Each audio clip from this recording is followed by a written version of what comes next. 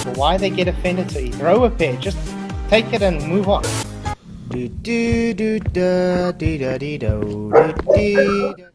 Yo! Yo, Fluffs, what's up? It's good to see you guys. Thank you all for coming. I'm glad you could make it. Vicky, good to see you. Do you have PJ Quickshot? Oh, good. That's still flying. Jesus still loves us. Hey, man.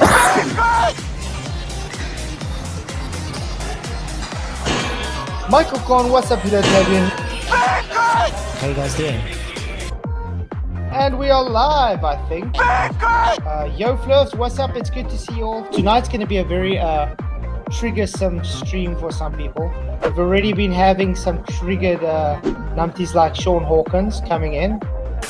You know, Flatzoid, both you and Dave are just... Get out of my pocket! You are too much of a coward.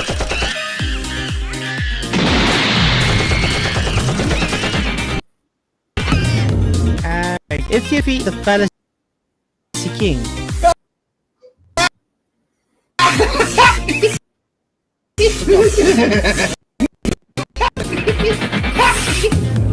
That's gonna be an interesting one tonight.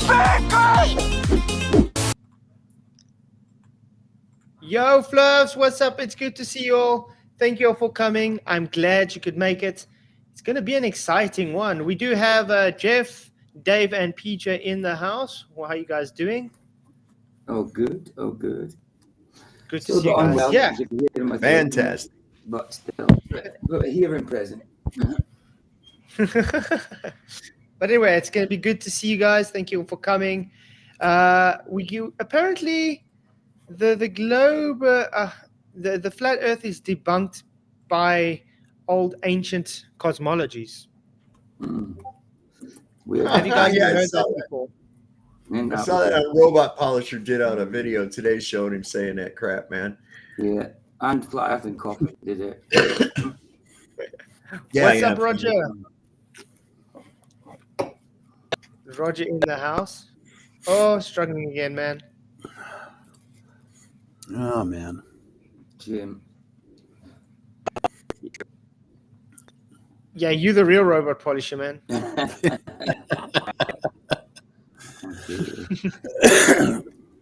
But anyway, guys, we got votes already. The Bible cosmology is shown to be flat. 91% say yes. 9% say no. Ooh. Exciting. But yeah, it's good to see you guys. Appreciate everybody here. Please hit the likes, share the show. Sorry, Roger, we can't hear what you're saying, man. Yeah. Just doesn't want to work. And Anson's also in. Hey, Anson, what's up, man? Hey, can you Long hear me time. okay? Yeah, can you hear good, man? Excellent, good. Yeah, it's a subject that I've always been interested in, ancient history and stuff, so I'm quite, let's find out what we learned tonight. It's going to be interesting, yeah, because apparently the ancient cosmologies and stuff debunk the flat Earth kind of thing. So it's going to be interesting to what they say. I haven't watched the video yet, but it is from Ring Them Bells. This is actually part 2, by the way. They have a part 1. We'll definitely go through that sometime. But this one is specifically about the flat Earth because the lost world of Egypt and Babylon. Nice. So apparently that's going to debunk the flat Earth. Oh. Anyway, it's good to see the guys on YouTube. Good to see you guys all in chat. Thank you for being here. Please hit the likes and share the show. Also, the people in TikTok, what's up? Good to see you guys. Hey, Flatty McFlat. Good to see you, man. Please do share the show and follow. Really does help. Okay, let me see if I can quickly get the show going. Anything before we start? You guys have anything to say? Yeah, I was going to bring up this whole idea. Let's suppose gravity was actually a real thing. Okay. Would it affect a gas? Absolutely not. No. And I'll tell you why. Liken it like this. Suppose you had a bunch, you got 2 blocks of steel. One of them's in a solid block, and then you take the other one and you grind it down into nothing but iron filings. Okay. So now you come along with a magnet and you put it to that block, it will pick up that entire block. You go and put it over to the iron filings, it's not going to pick up all the filings. It's only going to pick up the filings that are near it, right? It's because it's not a contiguous mass anymore. Of course. Okay. Mhm. So even if you had mass attracting mass, which is stupid, if that were a thing, you don't have a contiguous mass when it comes to gases. So it wouldn't even freaking work. No. Exactly. And I mean, not to mention gas moves in all directions constantly. So even gravity given as a force will not do anything to gas. I mean, that's why even based on the current model with gravity as a force, it says gravity has no effect on the direction of gas. No. It has no specific shape or volume without containment. Exactly. Okay. Well, I see it's quite a long video, so I think we better get to it. But yeah, guys, hit the likes, share the show. I appreciate you all. You guys rock.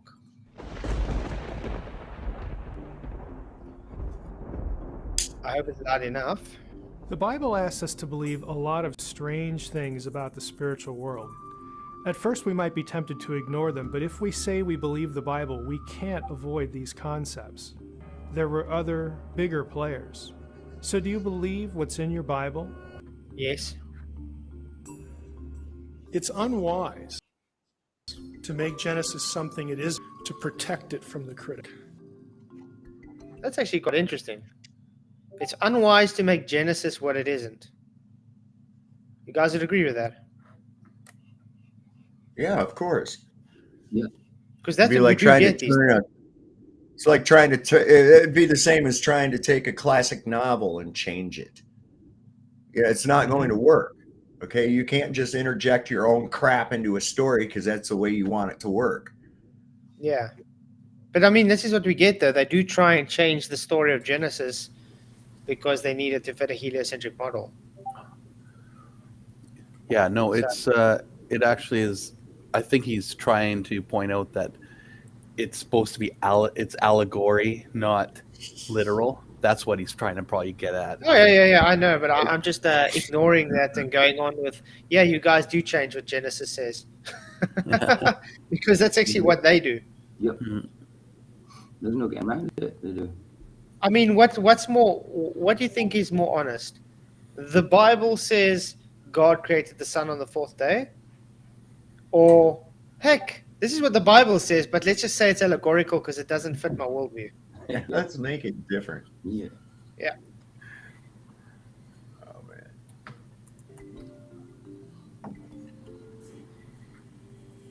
We understand that even though the Bible is written for us, it is not written to us. It's not in our language. That's why you need translators. And if it's not in our language, it's not in our culture, because language and culture are inseparable. So the Bible is written for us, but it's not written to us. What? The Bible's written for us, but it's not written to us. That's an oxymoron. Of course it is. Yeah. It might be written in a different language that we understand, but still written to us. Wow. Yeah, I What think does that he's even mean? he's trying to sound really smart, but just coming up with like ridiculous generalities, like there's absolutely no difference between someone's culture and language. Yeah, there's a connection there, obviously, but he's saying that that's all there is to it. Well, we well know that languages are these diverse things as our cultures.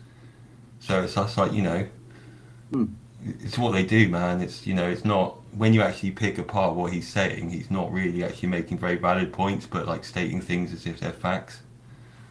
Yeah, exactly. Just say thank you, Ian Henry, for becoming a member. Really appreciate it. Became a King Rooster. You rock. Appreciate all of you, all of the members. You guys are great. And Jeremy Bird for a $20 super chat. Really appreciate it, man. He says, much love, everyone. Much love to you too, man. You rock. I really appreciate your super chat. And yeah, you guys are much, much appreciated. Okay, but yeah, just it's an oxymoron. How can you say it's written for you, but not For you. for you? It's, To you. Yeah, Sorry. to you. If it's to you, it's for you. If it's for you, it's to you. It's like literally the same thing. Yeah. Yeah.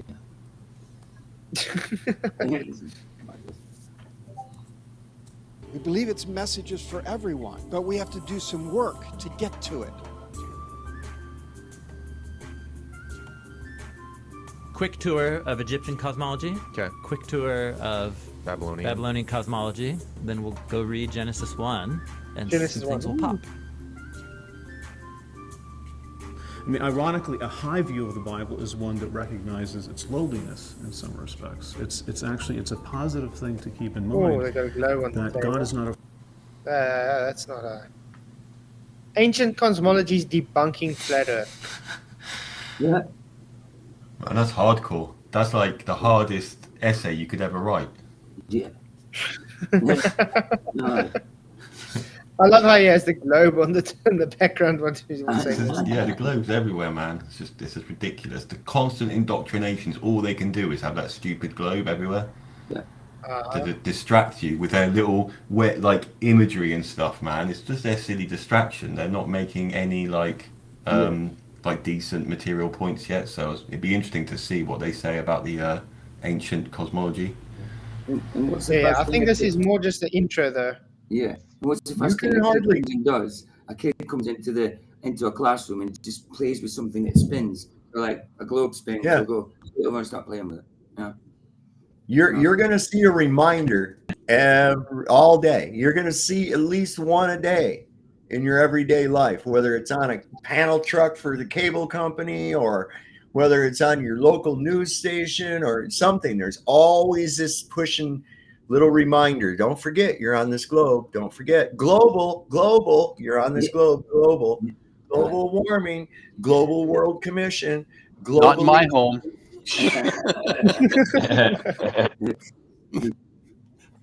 My globe got burnt into a pile of ash.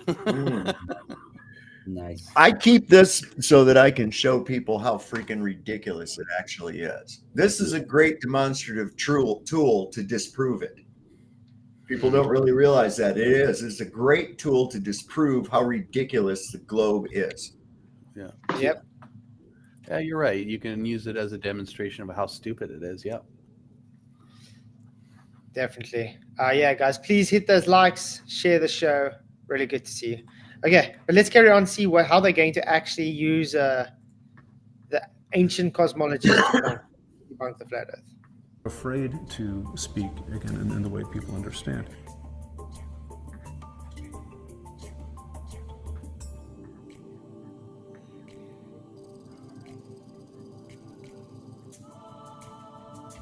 Welcome to another episode of Ring Them Bells, where we're rediscovering the Bible on its own terms. And we found the supernatural focus of the Bible has been suppressed, and we're bringing that out into the light so that we can see the good news about what Jesus has done for this world. As always, I just want to take a second and ask you to subscribe. It means so much for this channel for you to take a quick second. Please like, please share, please subscribe. It helps us so much get the good news out about what Jesus has done for this world. Amen. Okay. Many propose a literal view of Genesis with a literal flat earth. What do you guys have to say about that? Yep. Literal view of Genesis. 100%. Yeah. It is literal. Yeah, definitely.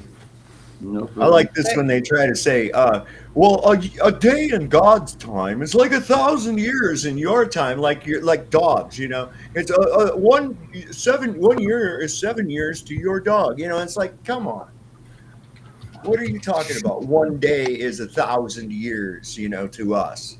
And it's And you know that isn't even biblical, eh? It was just something that people put in there based on what they wanted to say.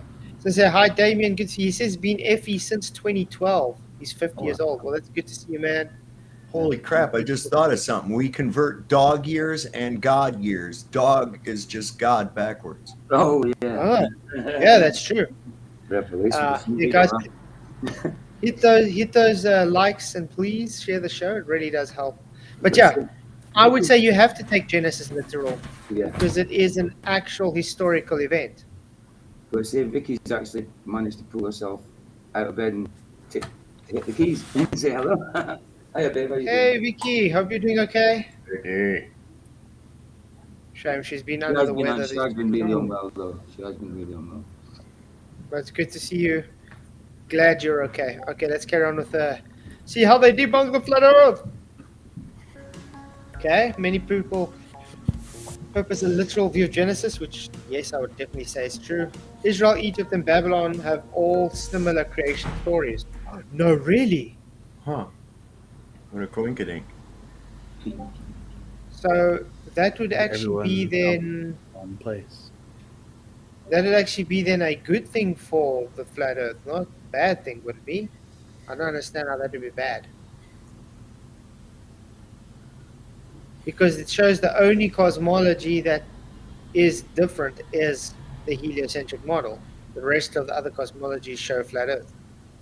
Yeah, I think the point is that they're under the belief that everyone was really stupid back then, and we've been developing. So, if one group of people was silly enough to believe in flat Earth, then all the others did as well. Yeah. But that is what they like doing. They like saying, "Oh, people were just stupid." Yeah, they were stupid, but they still wrote these like incredible books and did all the architecture and everything. Yeah. Yeah, these dumb people did stuff that we can't figure out how they did it today. Yeah. Yeah. I mean, some of that stuff. If you ever saw those big, huge, like sarcophagus that are inside there, that are all like perfectly, I'm going to say, machined out. And how the heck did they get it in there, man? And perfectly done, by the way. And there's no possible way they could have carried that in. There's no passage. I mean, it had to have been made right there on the spot or something. But I mean, they got perfect corners inside this thing with copper chisels and rocks. Yeah. Well, something tells me they had a lot more time to do things than what we do. Why they always walking like this, though? I don't understand that. They always got that thing with their hand going like this. Why are they always walking like that? Walking like an Egyptian. Yeah, you gotta walk like an Egyptian. Their hand flat because the world was strong. Man, they probably just made that thing up during the Egyptian fad stage. It probably was never even a thing. King Tut exhibits. The King Tut exhibit's coming to DC this next month, and I'm thinking about it to the Smithsonian Institute, which has been Mandelaed.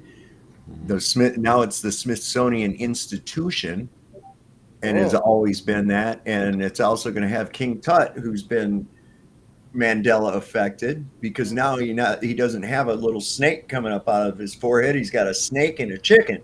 Yeah, or a bird or some shit like that. It's like vulture. Yeah, doesn't even look. It's somewhere down with the evolution, so it'll be cool. I don't even know, but I'm thinking about going to see it. Yeah.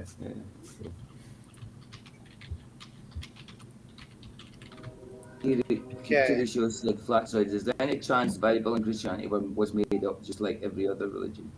No chance. Is there any chance? The Bible Christianity was no, it's not man-made. It's definitely been shown to be real. A lot of manuscripts to base this. A lot of eyewitness accounts of Jesus' death and resurrection. A lot of the actual accounts written from other sources that even give the miracles true. So no, it's definitely 100%. So there is a chance. No chance. No chance. There we go. That's the chance exactly. These ancient stories shed light on the message that God inspired. Let's begin with the Hebrew scriptures and their cosmology.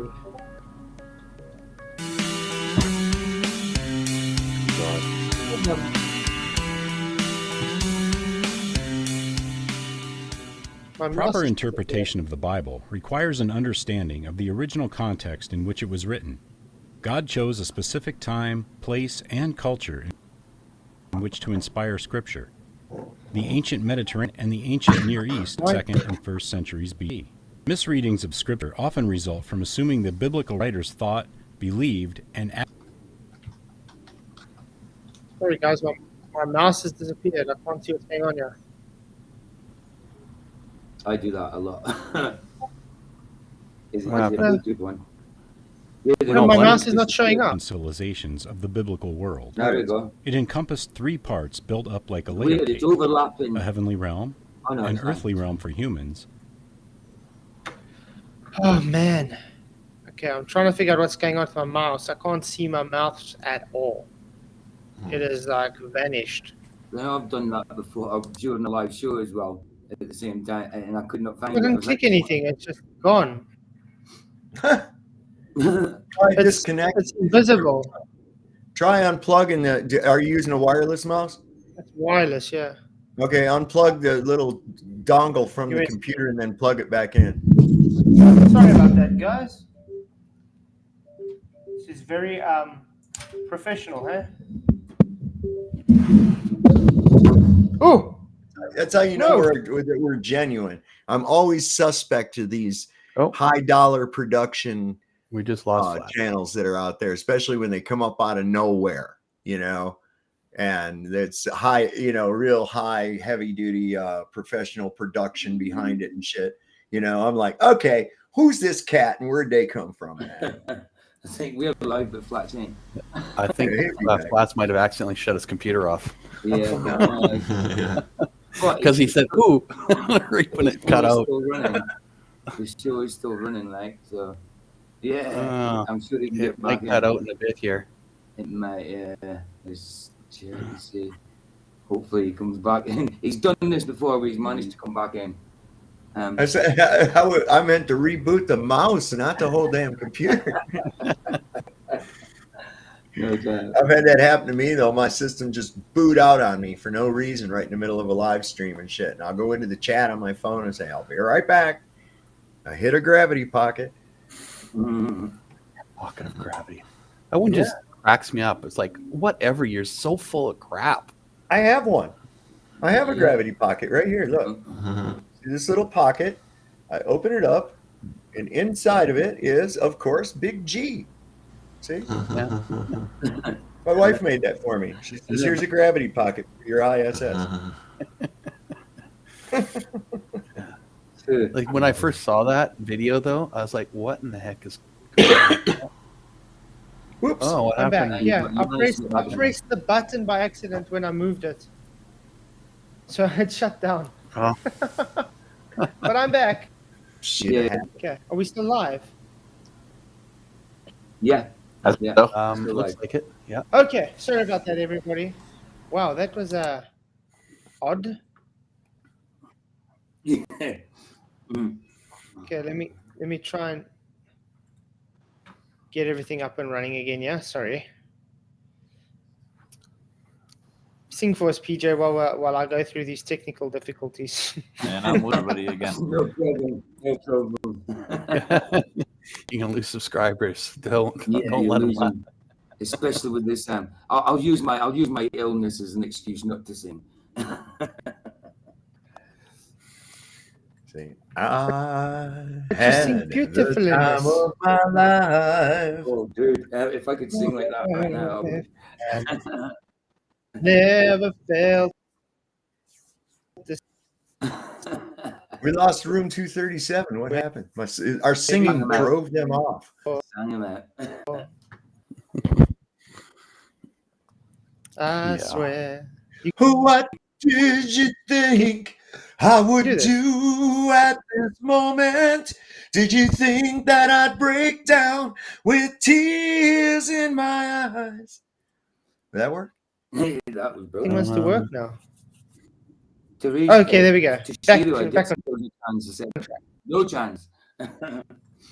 When you've got the Holy Spirit, you know there's no chance. So it's not a case of it's what the Globies would say, because they wouldn't have the well, some might have the Holy Spirit, obviously, not them all. But the anti-flat earthers we come in contact with wouldn't have. Globers, if you get them in a group and listen, you hear Google, Google, Google, Google, Google, Google, Google, Google. Yeah. That's a Glober call. Okay. Oh, on the side there, Flats, you're not there. It's weird. Am I not here? Oh no, like in. That's. There we go. And there's 237. Hello. Back on track. Nice. Now I'll be there. So see, he's taking the Michael Hauser video that I actually used from for me rebutting Mr. Angry Pants Aiden Matters. I used some of this video. I see they're using some of that, but I don't understand how this is going to be debunking flat Earth, though. Yeah, the Bible wasn't put Should be together interesting. with the help Okay, of the Holy Spirit. To show. The term cosmology refers to the way one understands the structure of the universe. The Israelites believed in a cosmology that was common among the ancient civilizations of the biblical world.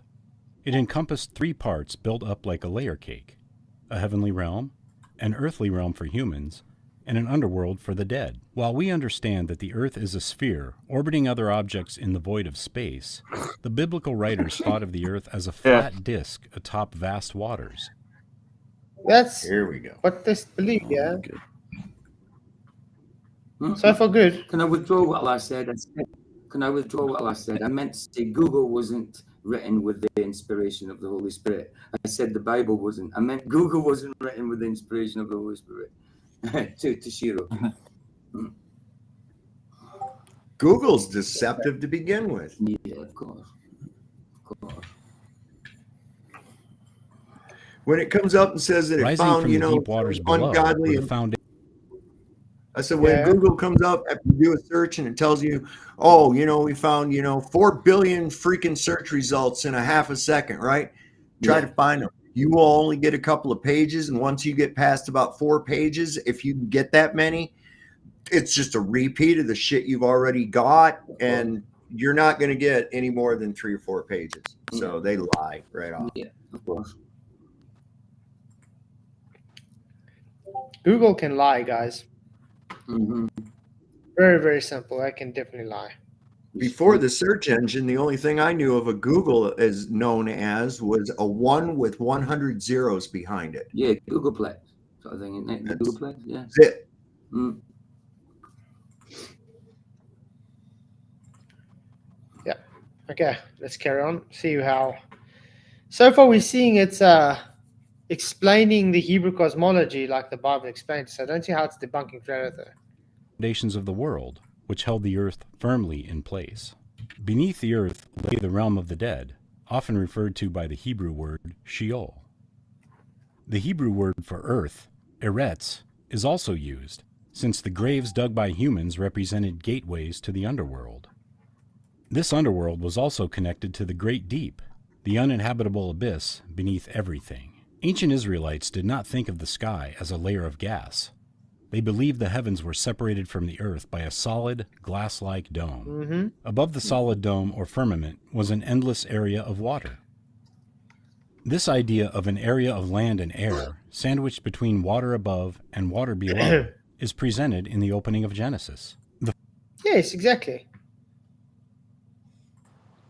Yeah. So it's presented in Genesis like it's supposed to be. Then I don't see what the issue is. I don't Is see this guy one. actually somehow?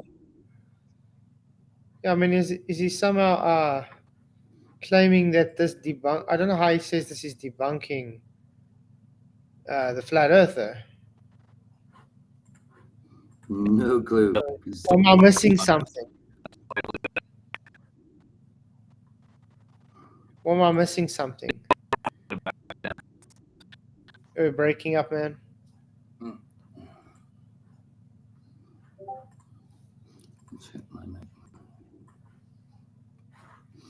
Oh, so something's going on, yeah. What is going on? Everything is going haywire all of a sudden. Okay. Back to it. Solar storms, man. Yeah, that's it. Global solar storm. It's a conspiracy. It's a conspiracy. Conspiracy. The firmament surrounded the earth, and its edge met the horizon, the boundary between light and darkness. It was supported by pillars or foundations thought to be the tops of mountains whose peaks appeared to touch the sky. The sky dome had portals which God could open to let the waters above fall to the earth. God and his heavenly hosts were thought to dwell above the firmament. When God inspired ancient authors to write scripture, he did not spend time correcting their pre-scientific views.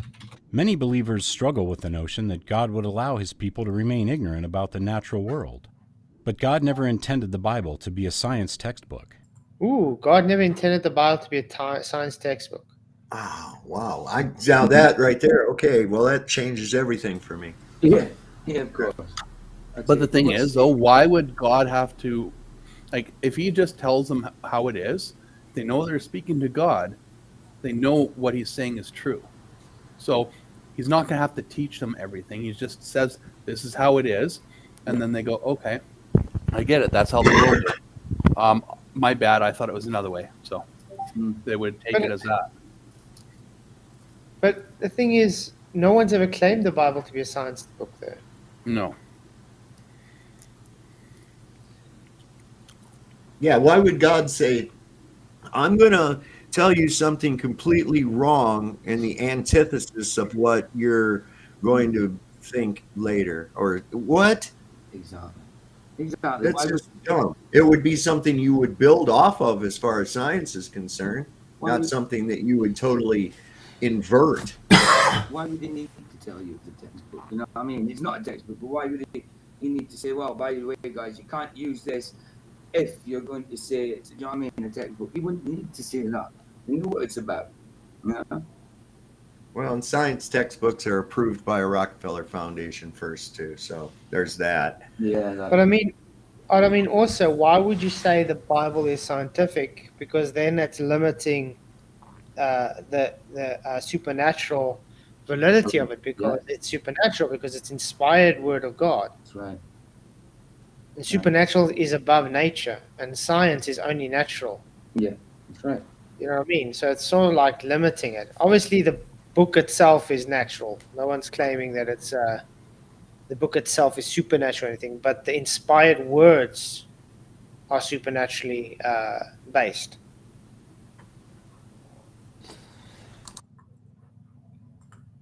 If you look past the outdated descriptions of the universe found throughout the Bible, the message of Scripture is still relevant today. One does not need to believe God set a flat earth atop physical foundations to understand that he created everything. One does not need to believe God allows rain to fall through portals in a sky dome to understand that he controls the laws of nature. One does not need to believe God lives in a palace above our heads to know that he rules over the heavenly realm. I would suggest, again, we need to... So, what's his rebuttal? You do not need to believe it because it's outdated. Right. Yeah. What makes it outdated? You know, is it all this new science they've come out with? Is it? They're making it that something foreign to the rest of the known world. What? But I mean, so according to him, it's outdated, so therefore it's invalid. There's one thing he said which seemed a bit weird to me when he was going on about like the rain being water from the other side of the firmament. I don't think Genesis ever actually says that. It doesn't make claims about that aspect of the geography, does it? No, it fell from like what? No, but he's like, it's almost like he's trying to make these suggestions of more like ridiculous stuff to kind of make it seem silly. Of course. With this like little diagram showing all the water falling through. Of course, yeah.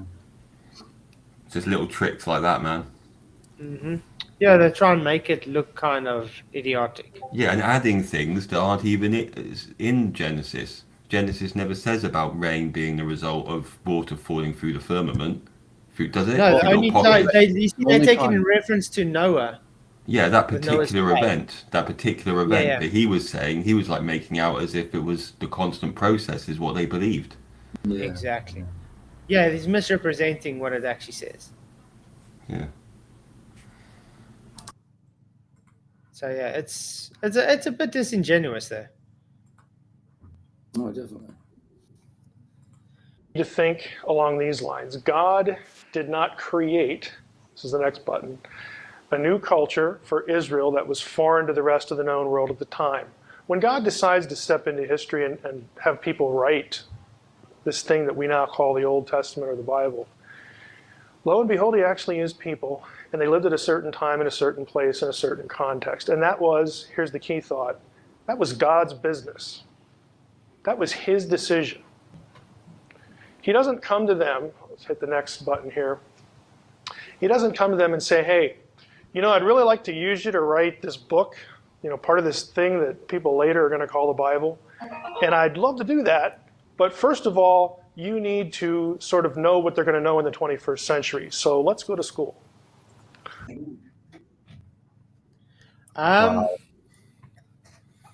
Yeah. So I'm saying, man, it's this delusion that they've created to make people feel like that we are super developed and that this is the pinnacles. There's nothing else to learn. And once you're in that mind state, anything from history is just instantly ridiculed, and everyone just believes the experts. Even like say these Christians are going with the science mainstream. Yeah, exactly. Because of this trust, because of this head game that they've played with us to make us believe that we're really developed in the 20th century. Where in fact they understood all the intricacies of the flat Earth cosmology. Now that's why it's so accurately described in Genesis. Exactly. But I mean, it has to be accurately because God spoke with Moses face to face, and God gave Moses the cosmology. So there's only two things about that you can look at it as. Either God lied to Moses, or Moses was so illiterate he didn't understand what God was telling him. Yeah, or guys like this just go with the mainstream scientists and ignore parts of the Bible and say, oh yeah, it wasn't meant for that. This bit's allegorical, but this bit isn't because I don't like the sound of this bit. This bit doesn't agree with the mainstream narrative. Exactly. Yeah, it's not really a good way of looking at things. It's not very honest, I would say, of looking at things. Or I'm going to put you in a trance and I'm going to download something into your head so that when you write, the people who are living 2,000 years from now will think, hey, that was just for us. That's how we need to interpret the Bible now. Again, God isn't caring to change who they are. He makes a decision. I'm going to prompt this person. I'm actually not going to I don't view inspiration as an event. Prophet wakes up, starts making breakfast, gets zapped. His mind goes blank. He wakes up, 10 minutes later and looks down. There's a scroll there. Like, wow, I didn't know I was capable of that. That's really good stuff. Okay, that's inspiration for the X-Files. Okay, that's inspiration as a paranormal event.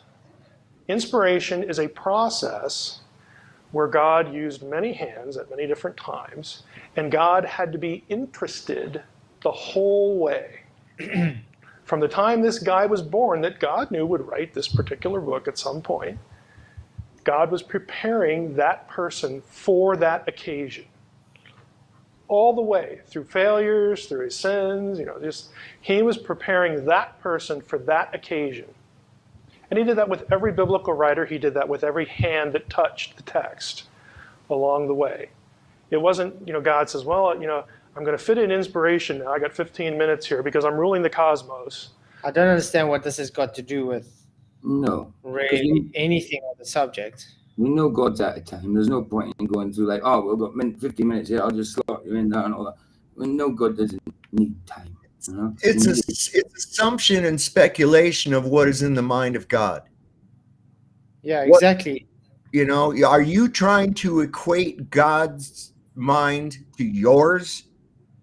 What you would do, how you would do something, as opposed to how God would do something? Man, that's just, I don't even know where to begin with that. No.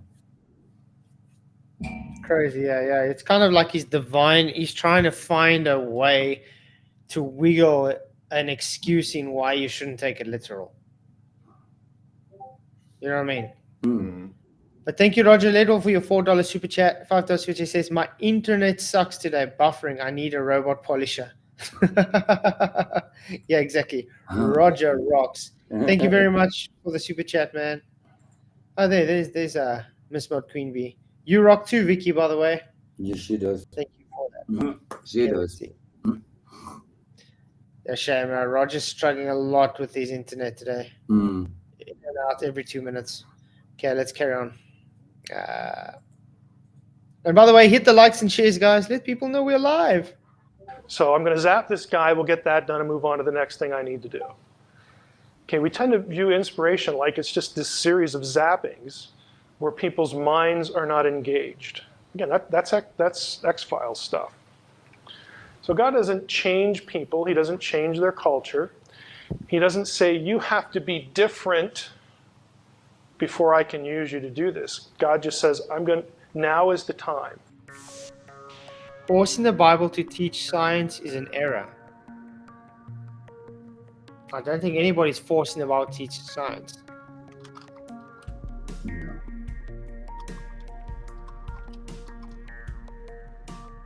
Israel, Egypt, and Babylon have all similar creation stories. Yeah, they would have similar creations because that's the true cosmology. Hey, what's up, Joe? Hey, Joe. How you doing? Can you hear me okay? Yeah. Good to see you, man. Good to see you. Hopefully it's not choppy on my end, but I just had something when he said something about like basically I couldn't tell if he was mocking the idea of the prophets like being shown something that would be I couldn't tell what he was showing something like 2,000 years later. What was he saying about that? I didn't really understand.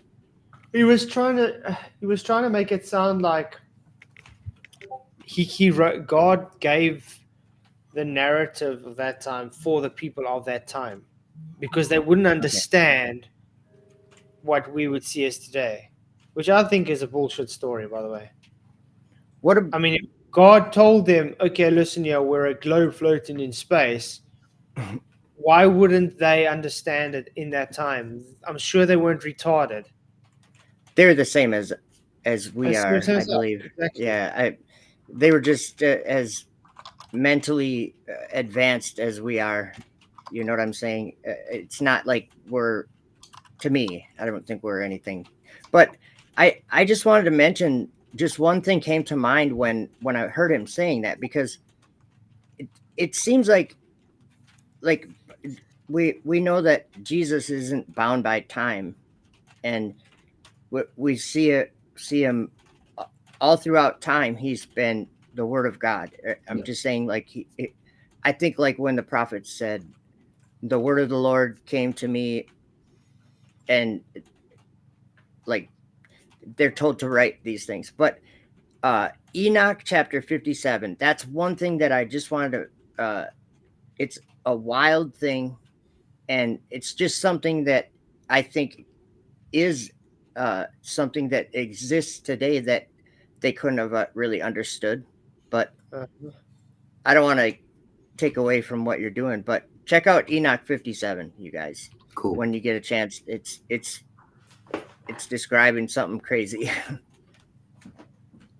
Cool. But that's about all. I just wanted to call and say hi to everyone, and then. That's good to have you here. 57? Did you say 57? Yeah. Yeah. Let him quickly put it on for us. Hey, Lasonic Sicilian, how's it going, man? He sees something that I think. Oh, oops! I'm sorry. I hear you. Hey, I wanted to ask a couple of things. You know how you said in the beginning, a day is like 1,000 years to God, and that's kind of biblical. But when God made Adam, he didn't make him an infant. He had ordained age when he was made. Mm-hmm. Does that make sense? Yeah. So Earth, when he created Earth, there's no way to say, hey, it's exactly 6,000 years. I know human history is around 6,000 years, but we can't say Earth itself, is 6,000 years, because God could have created Earth with an ordained age too. Does that make sense? Yeah. Yeah, but as I say, there's not actually anything in the Bible that says it's 1,000 years and things. People have been kind of making it, putting it in there, but it's not really biblical saying a day is the same as 1,000 years.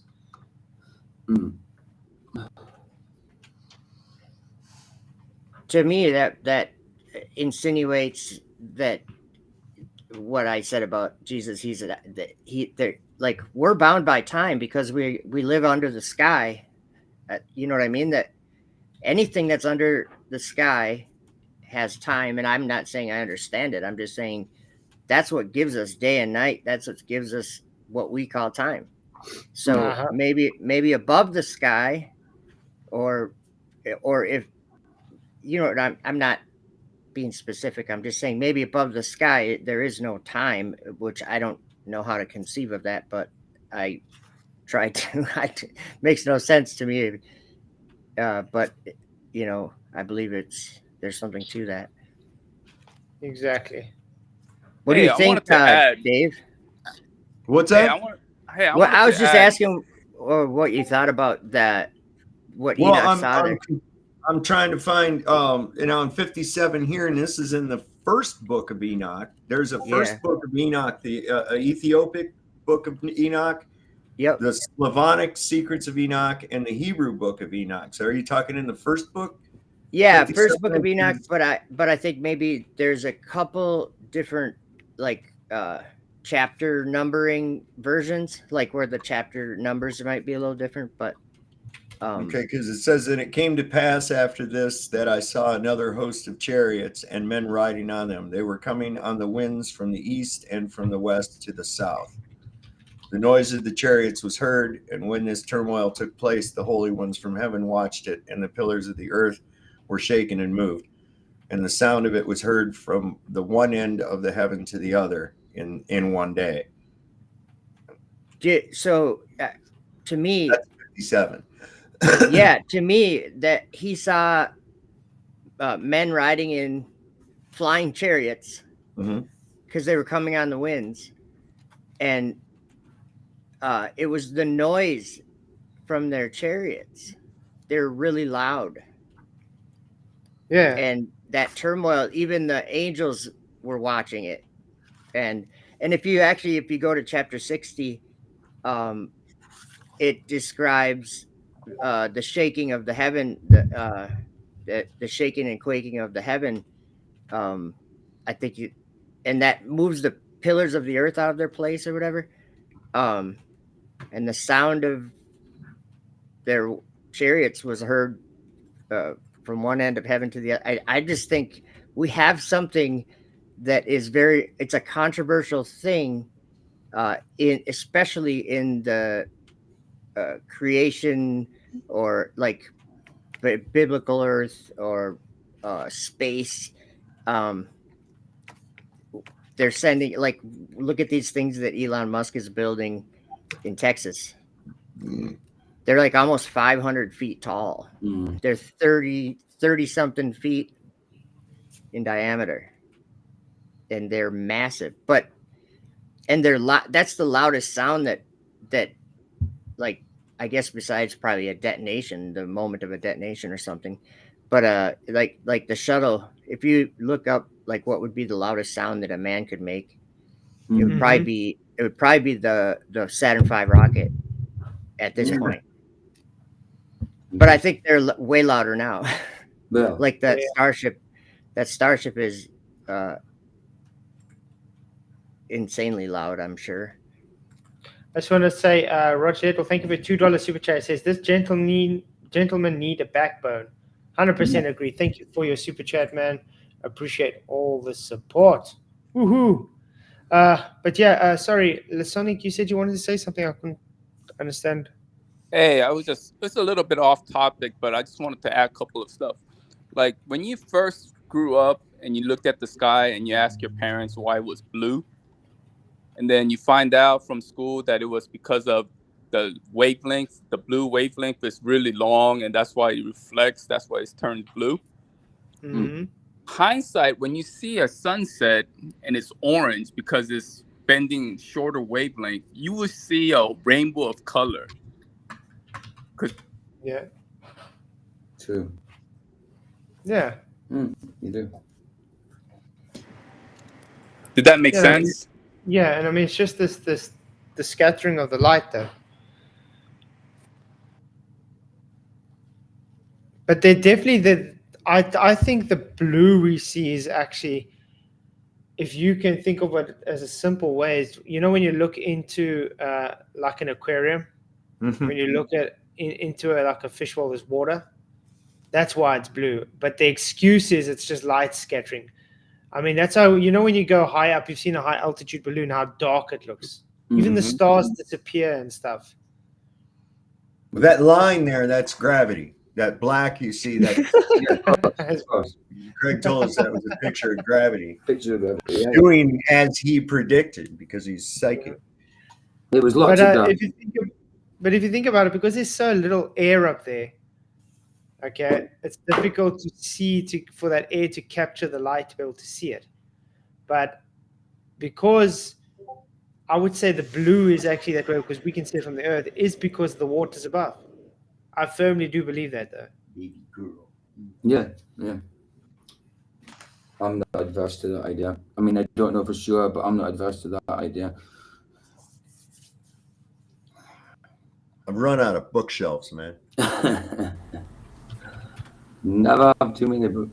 Well, I've got two great ones. I've got that Book of Enoch that has all three books. The Hebrew, the Slavonian. Then I've got another one there that's the complete Apocrypha. It's got Jubilees, Jasher, all that is in it. That's not cool. Nice. We got a really cool place right near us. Well, over near Harrisonburg, actually, and they call it the Green Valley Book Fair. Man, I go in there at least once a month. You can find all kinds of cool books in there for really great discount prices too, man. Had a giant sneeze attack right there. My eyes were watering. It was actually I love a good sneeze. Oh yeah. I've come Sometimes to you where, need that. I've come to where I dread them because I really? never sneeze once. My family makes fun of me because I'll go. My record was 27 in a row. Wow. And you're like, oh, one more, I bet. It's like, holy crap! You finally, it's like, because I'll do like 4, and then here comes a 5th one, and I'm like, oh my god, not this again! Holy crap! And then finally, it's like, okay, I think I'm done. No, yeah, shoot, another one, And I'm like, but you think you're done, but after 27, you must be so accustomed to it that being done is not normal then. My son and daughter were sitting there counting. This was a few years back. They were sitting there counting, laughing their asses off at it. So that was the only thing that I was, well, not the sneeze, but that Enoch thing. That was interesting.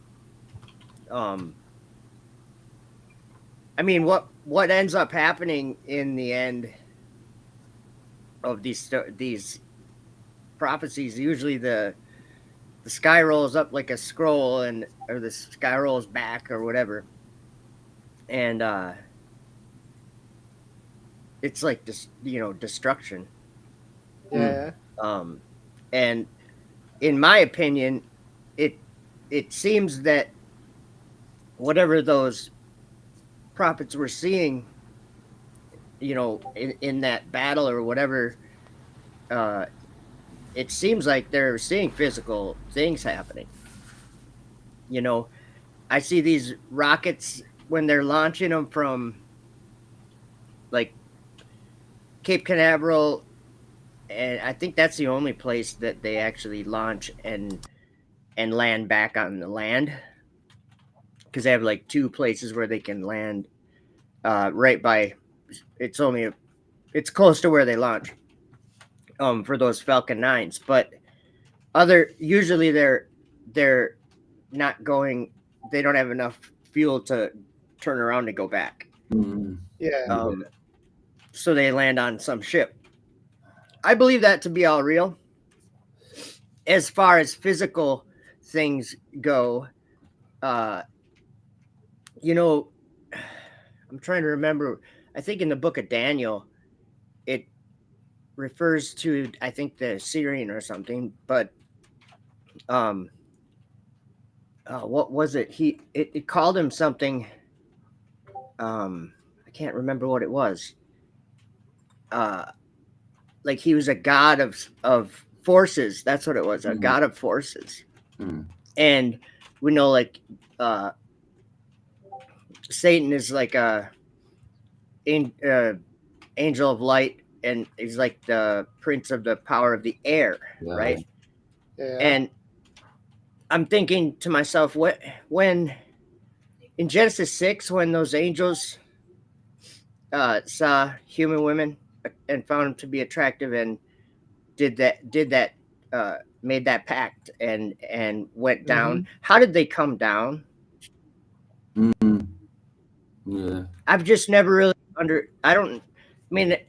they're angels, they could probably just fly down, right? Yeah, but how do we even know angels really have wings, though? Yeah, that's it.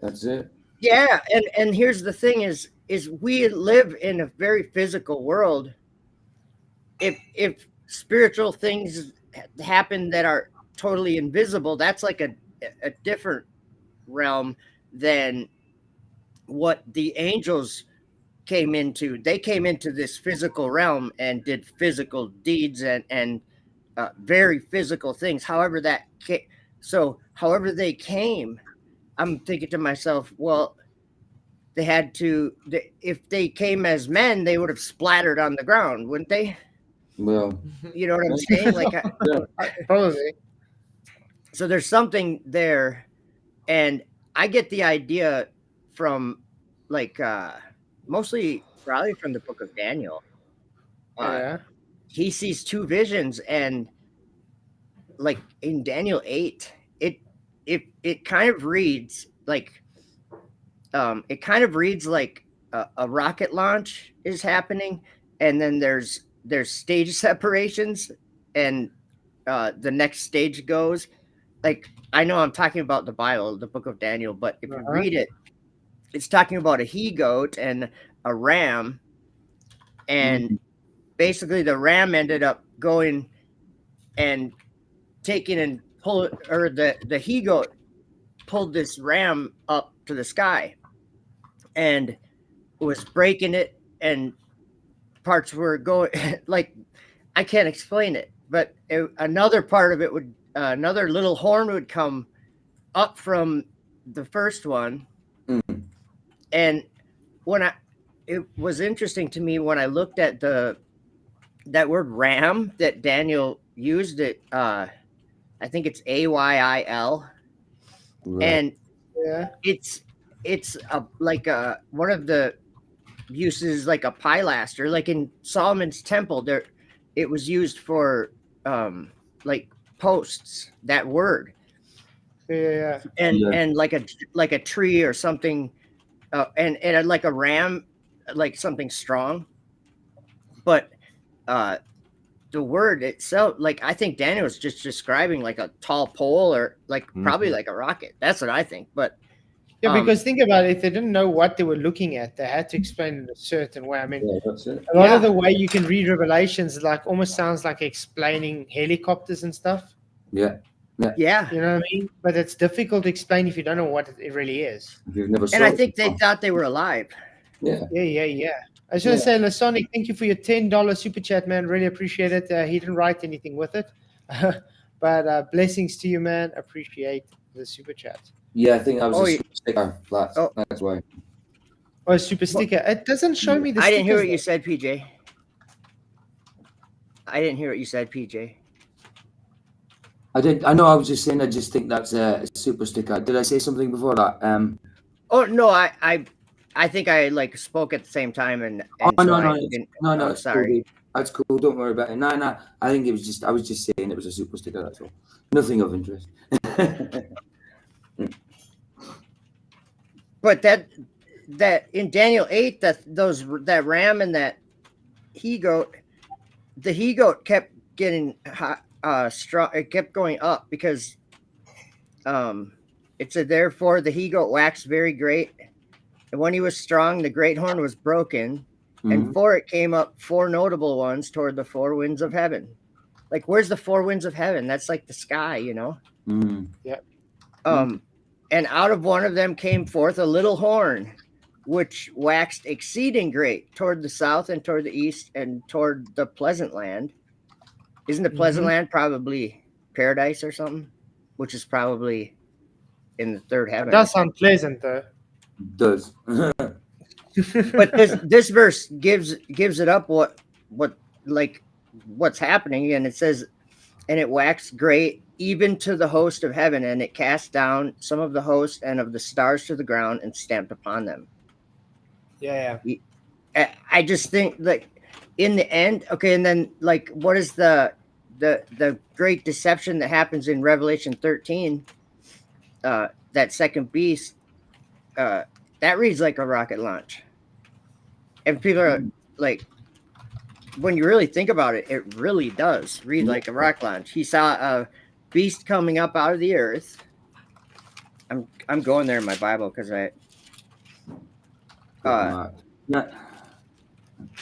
and it was, where is it here? I skipped past it.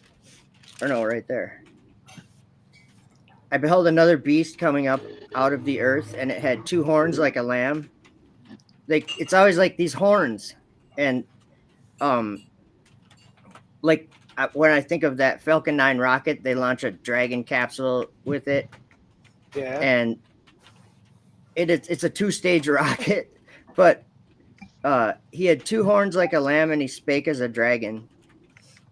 And he exercises all the power of the first beast before him, and causeth the earth and them which dwell therein to worship the first beast, whose deadly wound was healed. And he doeth great wonders, so that he maketh fire come down from heaven on the earth in the sight of men. Like, if that was a rocket going up and then just landing, coming back, like, it literally shoots fire down at the ground when it's landing. Yeah.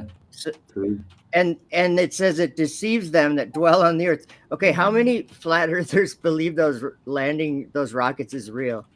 How many? I'm just as a comparison, how many? Mm-hmm. 0 maybe, or maybe 0.5, or you know what I'm saying? Yeah. Like, whatever's happening, none of us believe that it's a legit thing. That like, Dave, what's your opinion on it? About the landing the rockets? Yeah. Oh, you're muted, I think. You're talking about these rockets that just come down and land on a pad. Yeah, bullshit. Yep. Yeah. That's what I'm saying. See, okay, that's look, here's what I'm going to just put it out to you. This thing's got thrusters in the bottom of it. Yep. Granted, they're saying that they can change vectors with these thrusters and shit. That's fine. Do a little experiment. Balance a pencil on your finger. Yeah. And you've got control of all the vectors, don't you, with that? And try to bring it down to the ground without it falling over. See what happens. No, I don't disagree, but at the same time, that what you're saying is backing up kind of what this is saying. You're not deceived by this, Dave. Like, you see this fire coming down from the sky, and you're saying no. You just explained it. You just said no, that's not real. You know what I mean? And this is saying, it says that it deceives the people that have the mark of the beast or whatever. It says, and deceives them that dwell on the earth by the means of those miracles which he had power to do in the sight of the beast. Mm-hmm. So think about it, Dave. It would take a miracle to land a rocket like that, wouldn't it? Absolutely. There you go. It's right out of a one of those. It's almost like they're trying to make those B-grade 50s sci-fi movies real. Yeah. Remember that? They'd always have two technical guys and then some joker guy that was real dumb. He was like the handyman guy with him and shit. And the rocket would always land just like that. Definitely. And the ladder would come out. And come on. So I just want to make like a note of something that I see to be significant, is that if you believe you're on a globe, you're subject to being deceived, because the base of your whole thing is that it's starting off with a lie. So everything to you is a lie is just the same as the truth. Yep. And I don't mean everything specifically, but your worldview, your life itself, what you think life is entirely different when you learn that you're not, that that this place is a plane that we live on that God made, and God is up there where this book clearly says he is. He's not in an imaginary place. If you look up at the stars at night, you can see God. That's what it says in is it Isaiah or Psalms? It says, lift your eyes on high and behold who created all these things. Look up there and see him. Like I think his house or his throne is at the center of the entire motion of the sky, and for us on earth that like creates time for us, however that works. But so I just want to make a note that people are not deceived by these miracle things like Michelle Thaler was describing seeing one of those rocket launches and landings, and she said her eyes, it doesn't compute. You see this thing coming out of the sky that's much larger than should be able to come out of the sky and land. Think about it. I mean, Project Bluebeam's also been a thing for many years. It's easy also just to have a hologram, and the people think they're already seeing what they're seeing. And the world's believing it. Yeah. I was watching, and Dave Weiss has mentioned this a number of times, that they'd gone to this launch. Now I think you're only allowed to get within like 5 miles or even more. Launch.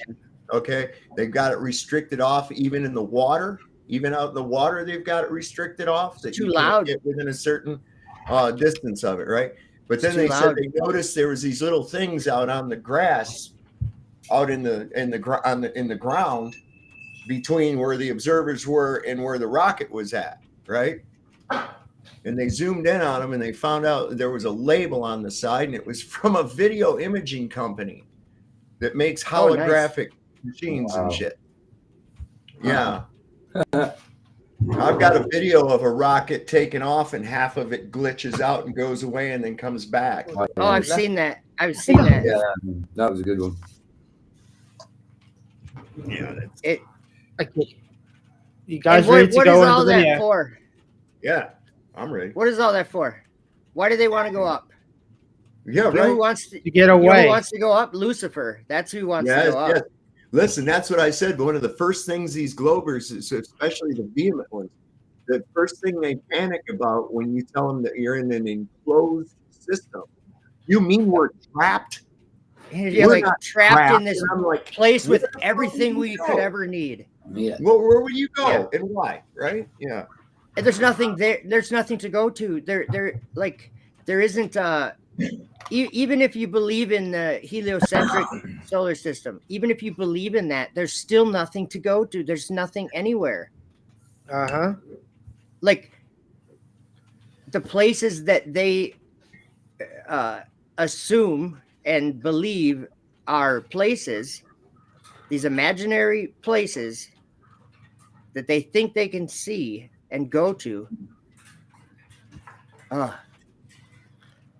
Then once you're there, there's nothing there. So then you got this guy, Elon Musk, that's landing these rockets. He's telling the world that they're going to live there. We're going to have a civilization on Mars. And he goes, because Earth is like, he doesn't want to have all of our apples in one basket. Are you kidding me? Like a world's just a world. He's trying to be God.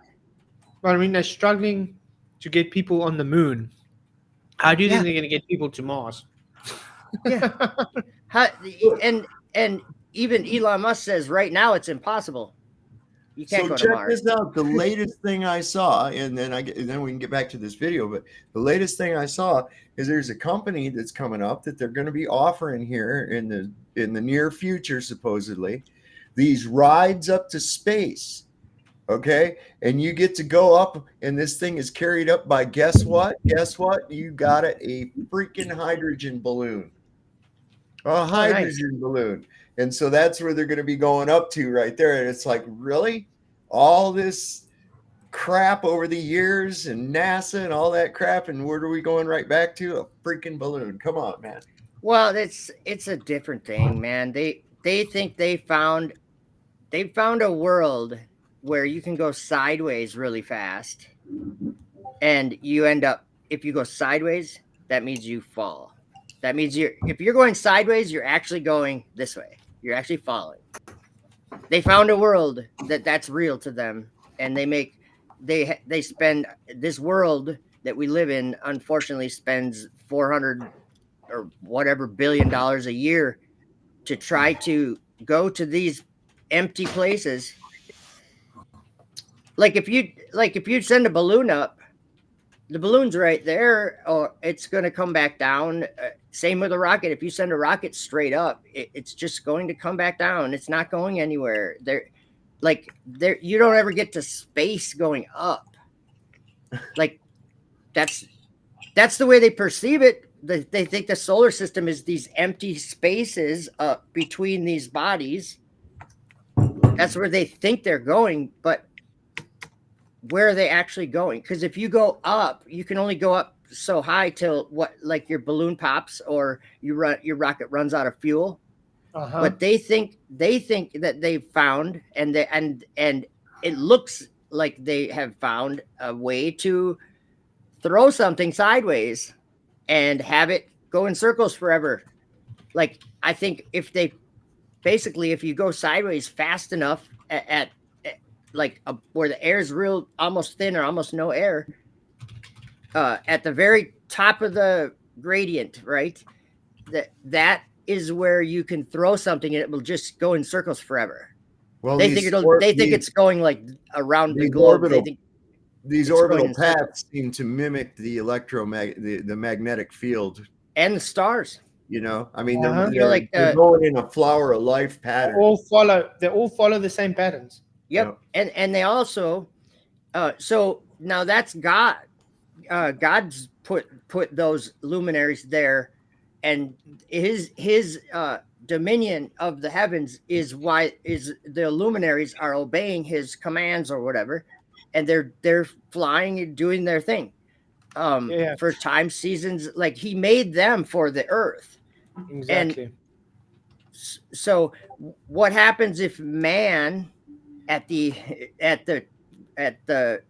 battle or whatever, what happens when man learns, or if man learns how to try to enter into the heavens? And what if man, like when Tower of Babel happens, God said nothing will be restrained from them that they imagine to do. And it's like, we imagine going to the moon, we imagine going to all this stuff, and it's like, how much of it is real? How much of it is strong delusion sent from God because of our intention? Because that's what he did at the Tower of Babel. If you read the book of Jasher, chapter 9, it's the whole story about the Tower of Babel with King Nimrod, and they had 600,000 men, and they started building that city and the tower, and there was like 3 different kinds of people there, and it described the first ones wanted to like smite God. They wanted to ascend into heaven and smite God. And the second one, this was an interesting one, they wanted to ascend into heaven and place their own gods there and serve them. And I'm thinking, like, satellites, think about it. Like that's what they wanted in their hearts.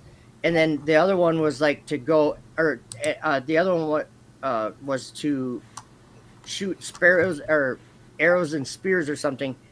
No, that's what they did. So they went up to the top of the tower and they shot arrows and spears up at God. I mean, what's a rocket? Think about it. Yeah. No. And projectile.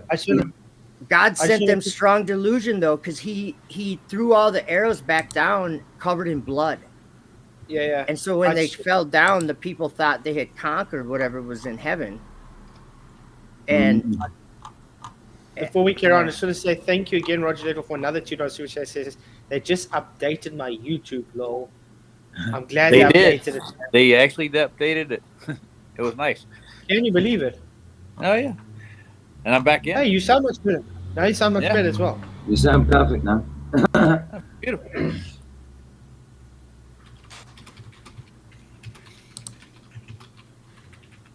Okay, we'll get started with the video.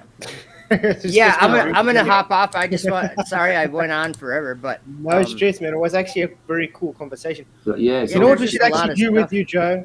Joe, we should actually just invite you on the stream and we just have a chat. Yeah. Yeah, we should. That'd be cool. Yeah. Cool, man. You agree? For sure. I think that can be awesome. Chat with Joe. Definitely. Yeah. Cool, lads. Always. You name the day, and I'll see if hopefully it'll work. Yeah. You got my email address. Yeah, and mine's just the YouTube one at Gmail or whatever. After I put all that. Okay. Yeah, we'll just email each other and then we'll work out a nice date and then. Sounds good. We can maybe do like a 4-hour show if we really have to. It'll have to be 4.5. I can't do it in 4. No, I'm just kidding. No, I just there's so much stuff that I don't know anything that anybody else doesn't know. But when I read that stuff in the Bible, it's like I don't think anybody could ever say the things that we've said on the stream with legitimacy 25, 30 years ago. No. Well, maybe, but the things that are happening now are like really, really like doing what they were trying to do at the Tower of Babel, just trying to like do whatever we can do to get up to heaven. Like, and it even says in Isaiah that because that's what Lucifer wants. He wants to ascend into heaven and put his throne there. Yeah. And so what happens to him though? It says he will be brought down to hell, to the sides of the pit, because he said he was going to go to put his congregation in the sides of the north, and that's God's holy mountain, and so he will be actually put to the sides of the pit. Yeah. And so what are they doing when they go into low Earth orbit? They're perpetually falling. They're into a pit. Like they're just starting their eternity early or whatever. I don't know what they're thinking. The globe is the same thing. It's just falling down that pit perpetually around the sun. Yeah. I just want to say thank you, man. Thank you, guys. I want to say, guys, on TikTok, 2.9K likes already. Thank you for that, guys. You rock. Keep it I coming. gotta check you out on TikTok. I think I follow you. But awesome. Thanks, man. But yeah, all right, guys, the have a TikTok's good one. holding up. Thank you very much, man. Yeah, we'll talk and then we'll figure it out. Definitely.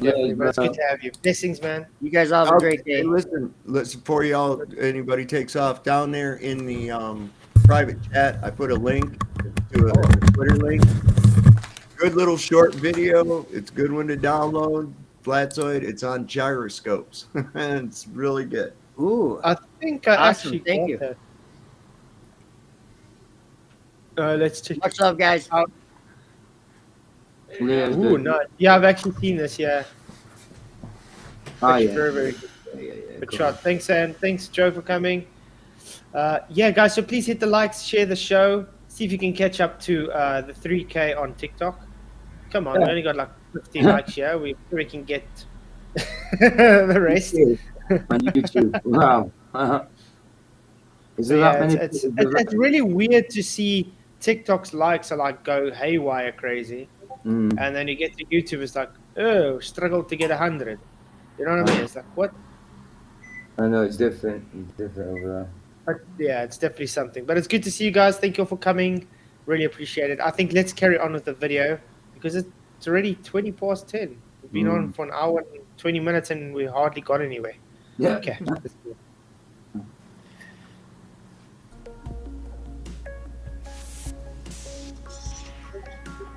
Oh yeah, Lasani, it'll be great if you talk about gyroscopes next time, man.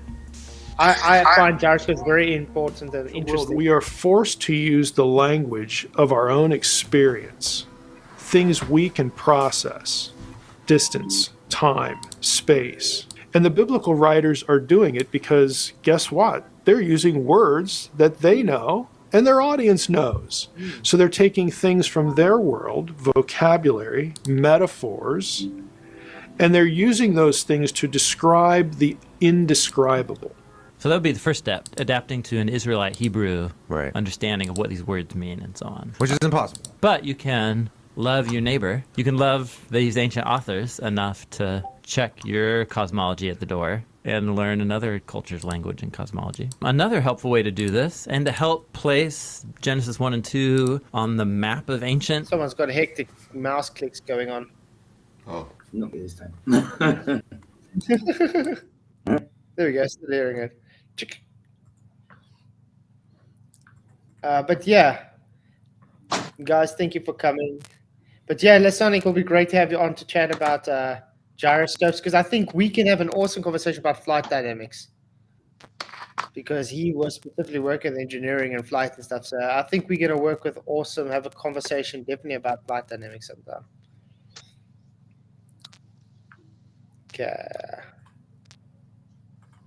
Cosmologies is to learn something about the cosmologies of Israel's neighbors that form the context in which they wrote. And I want to introduce people to a quick survey of ancient Egyptian cosmology, a quick survey of ancient Babylonian cosmology, and then see how Genesis 1 is participating in a dialogue with those cosmologies, making its own unique claims. Because it shares some things in common with them, some things it takes for granted. Mm-hmm. Like we would take for granted in a modern cosmology that we live in a solar system with planets orbiting around the sun. I'm not borrowing that idea. And you're not innovating that Not idea. You see what he's saying? He's saying we borrowing the idea from other cosmologies because they're all the same. But when it comes to the heliocentric one, we're not borrowing anyone's cosmology, therefore it's true. What idiotic logic is that? Madness. Hey, Brian Stevie in the house as well. What's up? Gotta get a silent ball mouse. Because, I mean, I look at it as a different way. Everybody has the same cosmology because it's true. Which one is going to be the one that you think is not true? Oh, the only one that has different. Now they're trying to say, oh, because it's different, therefore it's true. Oh, Roger, you got a lot of static, man. Okay. Something weird's happening. I'll take it off. Do you know when he's on my show, it doesn't seem to happen as much? I don't know why. Maybe it's because of the difference between StreamYard and Restream. Because I get problems with Restream, some other people don't. No, it's crazy. Is that better, guys? No. Nope. You sound like you linking into the Matrix right now. Danger, Will Robinson, danger.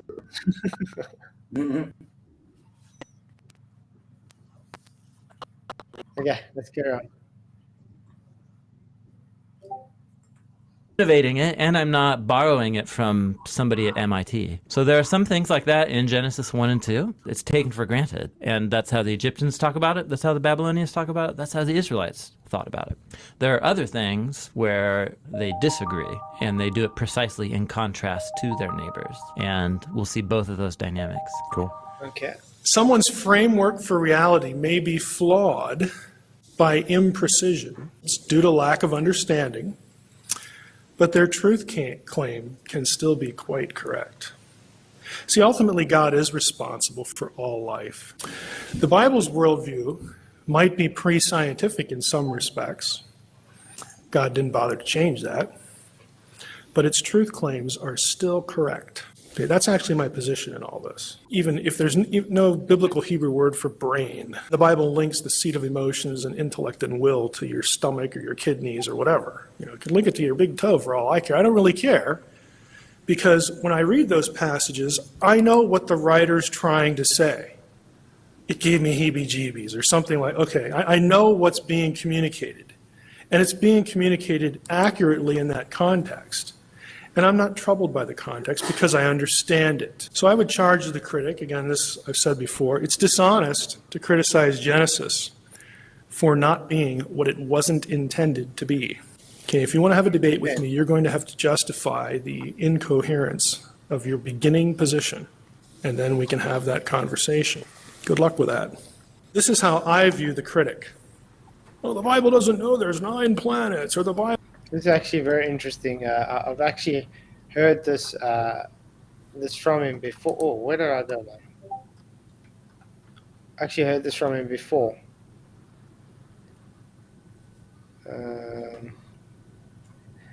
It's actually very, very well put. Do you guys have anything to say on this? No, I mean, no, not at the minute, to be honest. No, nobody is.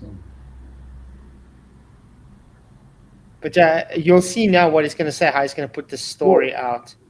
That So whole you little see- exchange, I was just reading that whole little exchange on that board, and it sounds like the little girl's got more sense than the other guy, than the But scientist. you're going to see how he explains it. Mom and dad gave the ingredients. Okay, God created the spark of life that happens. Okay. Yeah. Actually, just reading that makes sense. Yeah, you're right there. So, the little girl's right. Yeah. But you're going to see now how he's going to present it. It's actually quite good. 9 planets, or the Bible says there's a round, flat Earth. Yeah. Okay. That's because God didn't bother to change who they were when he said something. Okay. Is there any problem with, you go through the whole thing about, it's really about, do you believe there's a God or not? And if you do, can he actually do anything?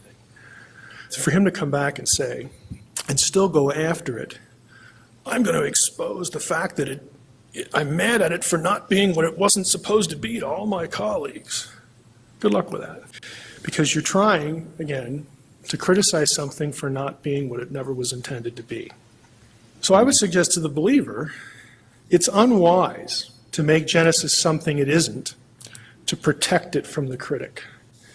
Folks, it's the Word of God. It doesn't need you. Because when you do that, it only makes the critic think that their criticism is valid. It fails to call them on the carpet for their own dishonesty. In other words, if you accept the way they frame the argument, they're never going to learn how dumb their position is. What we're going to do in this conversation is... I agree. The Bible doesn't need us to defend it. It defends itself. No, but we tend to do that. It's like Jesus doesn't need me to argue for him, but I always end up blooming doing it. Doesn't need me. Yeah. He doesn't want me to argue for him, but I still end up, like I take offense sometimes, and I end up arguing for him. And he doesn't need me to do that. It's the same thing, yeah. Exactly. But one thing we can say is we do get a lot of people that that want to put their belief system into the Bible, and so they create a narrative that's false, and therefore we feel obligated to just correct them. Obviously, the Bible doesn't need our help, but we could use the Bible as validation to show them, okay, you claiming the heliocentric model, and let's look at Genesis alone. According to the heliocentric model, a day is due to the sun revolving around the sun in a day, on its axis 24 hours. But yet, the sun only came on the 4th day. How did you get the first 4 days? Yeah. Oh, no, those guys are stupid. They didn't understand yet, God had to just make them understand with the times. And it's like, what? It's allegorical. And then we discovered that all these great thinkers that are all relying on from the 20th century, like their Einsteins and all the rest, they're all a bunch of frauds anyway. So it's like these are the people that you're looking up to anyway. So it all stops there, really, because they're supposed to be the super top. And you don't see anything else, but they never question that. It's like you presuppose the existence of these experts people. I don't think they ever existed. It's just all that existing is the hoax thing. And their black magic, man, like with their trickery. Yeah. That's all My it question is, is, guys, how does cosmology change? I don't see how, if you observe it in the beginning, it's still the same. But you can find new things, but it's not like the original cosmology is still the same. Still the same, man. What did guys say? Constellations. Well, didn't you get with it, Roger? Don't you know there's things called woke community today? So if you feel like changing your gender, you can do it today. So obviously cosmology can change as well, depending on how the weather is. Yeah. I can wish upon a star too, and it's not going to make it happen. Exactly, Lasonic, and I'm going to put this up. Then the virgin birth is also then allegorical. It's a slippery slope. That's exactly. If they claiming things are just allegorical the whole time, then it's just, then you can just go and say anything's allegorical. Then the Bible has no validity in anything. That's right. If you're not claiming anything literal, then you got an issue. Yeah, no, clearly the whole like globe and everything is to devalue all the old teachings and belief systems. Because once people are believing in their evolution and their globe, then they, like I say, it's also pride as well, because it's telling everyone, oh, we're so amazing, humanity's never been as incredible and advanced as we are now. So everyone's just feeling really great about themselves. So they don't want to let go of that. They don't want to think, oh, we knew all this and more thousands of years ago, and everything in the Bible is actually very accurate because we were that developed, advanced. Like people wouldn't just write. They want us to believe that back then, all we could do was write like little fairy tales and stuff and stories. We didn't know anything about real science. But then you discover how accurate it all is, and all the old, like, all of it, man.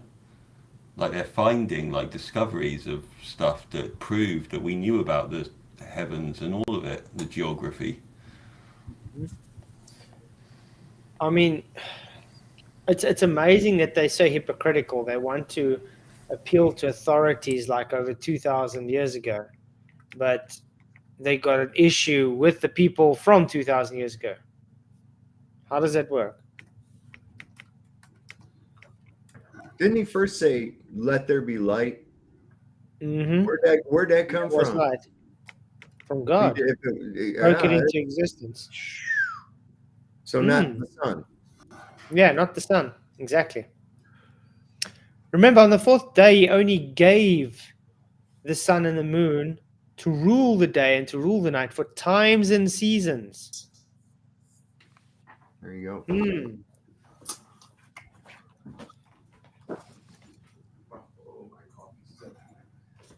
Okay, let's carry on. Absolutely.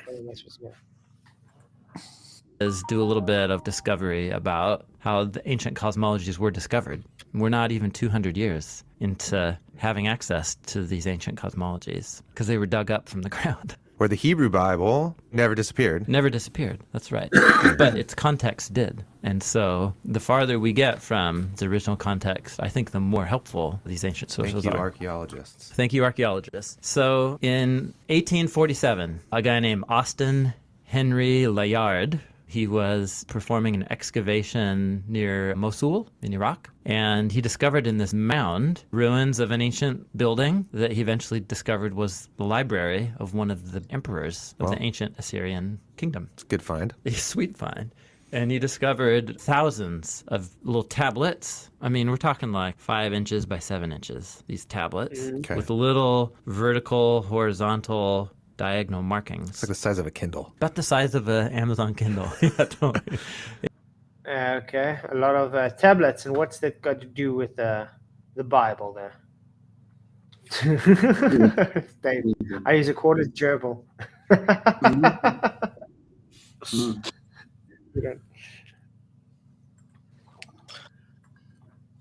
Yeah. I mean, it's barely 1850. Okay, so this is still in the era where the Ottoman Empire is over most which of which what we one's call that? the Middle East. Well, the Ottoman, it's Turkish Empire. This is the empire that was around until World War II, right? World War One. World War One, I mean. Yep, World War One, and then Britain inherited. Well, that was when the empire struck back. The Ottoman Empire, I can't even fathom an entire empire built off of footstools. I think only Roger caught that there. The empire struck back. The empire struck back. Yeah, well. But yeah, the Ottoman Empire were like huge. Yeah, they had footstools everywhere. That's why they were called the Ottoman Empire. They were an entire kingdom built on places to rest your feet. This is a good one. Oh, God.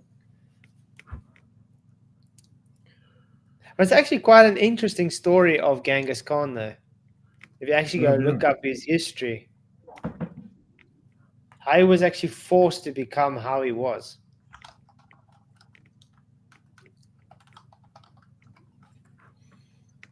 Okay, let's carry on. I see. Oh, his discovery was during His that. discovery of these texts was during that Yes, period. yes, So yes. here's a Brit. Yes. Over there. Yeah. Indiana Jones style. Yeah. So anyway, these things are being found. This was a really important find. So these thousands of pieces are being studied, and it was in 1872. So 30 years later, you've got a library, and nerds are piecing together, oh, this piece belonged to that piece. Oh, this one got broken in half. I see. These two halves It's go a big together. jigsaw puzzle now. Huge jigsaw puzzle with no cover. And so there's all these texts. There's ancient spells. There's divorce certificates. There's land purchase agreements. So pagan things then. Does that So why they're sound like- trying to give authority to pagan tablets now? Exactly. I was going to say, is Anton got a link for YouTube? Vicky's asking if she wants him to put, if he wants to put it out, if he's got a YouTube channel. Oh yeah, Anson, you can definitely put in, man. Yeah, man. Yeah. So you just go to his channel that way. If you can go to his channel through his name. Oh well, if he types in chat, that is. Yeah, if you type in chat, we can definitely gonna shout you out, man. Anson rocks. Yeah, thanks, man. Because I know you also like this kind of subject as well. So. Oh yeah, man. Yeah. Anson comes on my show often. He's a good guest to have, man. Yeah, man. Yeah, so we'll do the first of the kind of main ones that I did after the kind of I sort of initiated myself into the YouTube scene, yeah, so to speak. But I, sort of looking at different areas, man, looking at different people in the UK and other places now as well, even though, seeing who's out there. And I do get the feeling it is expanding, and there is, but while YouTube is definitely pushing back as well, and I feel that like there's it comes in waves, I think, doesn't it? They're like, oh yeah, what they do. So yeah. No, for sure, man. Yeah. I think you'd actually do well to do like a presentation kind of thing. Okay. In what sense? You should actually think of doing a presentation sometime. Okay. What would be like? What do you mean by presentation? On something you're interested in to just present, because Yeah. I think you have a very way of presenting kind of information on a very easy level people are able to understand. Yeah. So I think you can communicate. What I need to do is like work out how to do the whole computer thing of like bringing up images and stuff, because I don't even know how to do that yet, and like actually doing that aspect of it. But I'm sure I can easily research like how to do that, and yeah, man.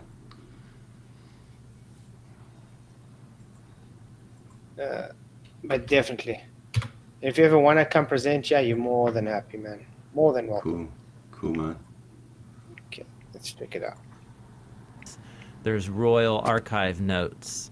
There's battle accounts. Wow. It's all here because it was a library. It was a library, yeah. Yep, that's right. That's where you put them all. That's where you put them all. A scholar named George Smith, he published an essay, presented his research to a Society of Old Testament Studies, and the essay was called The Chaldean Account of the Deluge. Deluge means flood. And here's his account. Yeah, I see a lot of people also, they go on, they like look at the stories of like Gilgamesh, and everything is like, oh, you see, it fits with Noah's flood, everything, so therefore it could just be that it's a made-up story. So Noah's flood was changed or is just allegorical. Again, trying to take the Bible's validity and say because it fits pagan civilization stories, therefore how do we know it's not copying? This is just based on mysticism, by the way, guys. And if you go look at actual scholars and things, it shows it to be an absolute joke. It's a joke of an argument when it gets to scholarly level.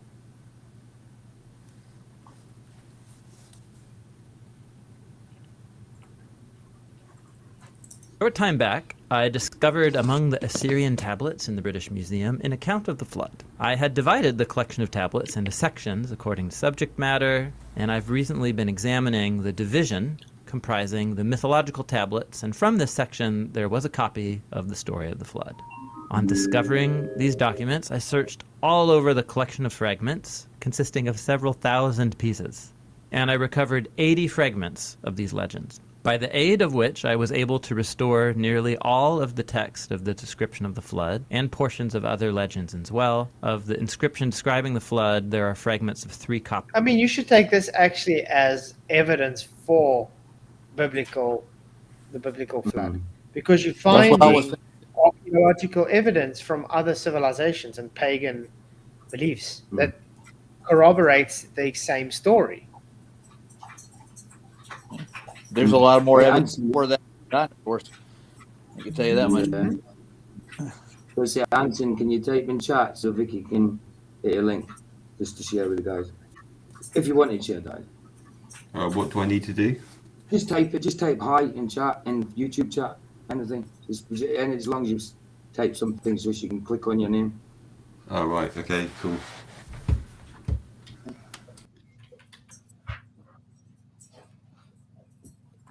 Yeah, if you can put it in there, we can definitely go. And guys, when his links there, do go subscribe to Anson. Really, really will be well worth it, guys. Yeah, he's got a good enough voice he could do a narration. Yeah. Oh, yeah. I think I'll actually contact you sometime. I want to do a biblical thing sometime, actually. I've got a plan. Yeah, it's like I say, man, I just really need to just go and work out how to do the actual computer thing of using that to bring up images and, like, how to because that's my kind of weakness, is the technological side. But it's quite easy. It's actually very easy, like if you use PowerPoint or something. Right, cool. And you get a lot. What nice is on YouTube that you can get and they can give you a lot of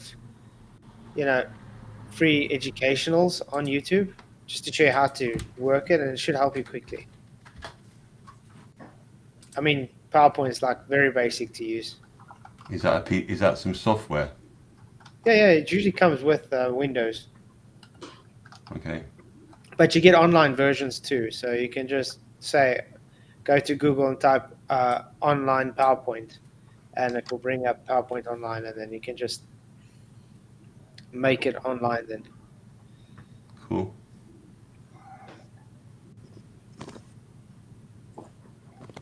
Containing the exact same text. So what's great is he had 3 copies of the same thing. So there's a broken section in one, and so he was able to piece together from those 3 copies what he says is almost a complete account. This isn't the same guy that found them. Nope. This is another guy. Yeah. 30-some years later. He's in a library. Today, he would use some artificial intelligence and get it done in like an hour. Totally. But it probably took him a long time. Years. So he says all these accounts, together with considerable portions of other mythologies, other stuff about Babylonian gods and the origins of their kingdoms, I believe have a common origin in the plains of Chaldea. I thought we were talking about one flood narrative at this point. Oh, he has 3 copies that have an inscription describing the flood, but there's many other accounts. They have considerable portions of other mythologies.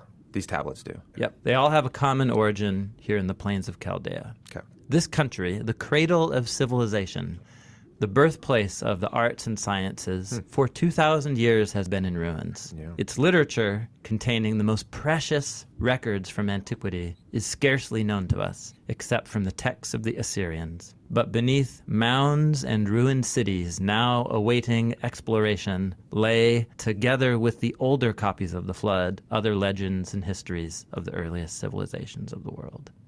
Just imagine to be in that room, hearing this guy give this address. Have you ever wondered maybe those tablets that they found in the 18th century could just be forgeries? Yeah, I've thought that myself. Yeah, definitely. Yeah, it wouldn't be the first time that they've forged archaeological or paleontological artifacts. Not at all. Now, how many of these supposed monkey men skulls have they found were fake? Yeah, all of them. Every last one of them. Apart from the Sean, obviously, they found a lot of the connection. You know, and I don't think the Library of Alexandria really burned with all of its writings and things inside of it.